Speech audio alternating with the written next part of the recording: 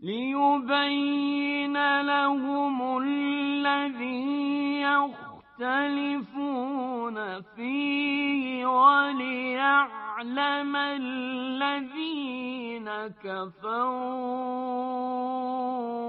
أنهم كانوا كاذبين. જેથી અલ્લાહ તેને એ બાબતમાં હકીકત રોશન કરી દે જેમાં તેઓ ઇખ્તિલાફ કરતા હતા અને કાફિર લોકો પણ જાણી લે કે ખરેખર તેઓ જૂઠા હતા.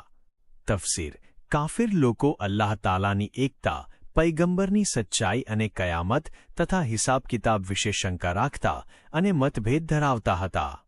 આ આયતમાં ઇરશાદ થાય છે કે કયામતના દિવસે આ બધી હકીકતો તેમના માટે પૂરી રીતે સ્પષ્ટ થઈ જશે અને તેઓ સમજી જશે કે દુનિયામાં તેઓ કેવા ખોટા અને બિન આધારિત કર્યો પર યકીન રખતા હતા, પરંતુ ત્યારે અફસોસ કરી કંઈ ફાયદો થશે નહીં.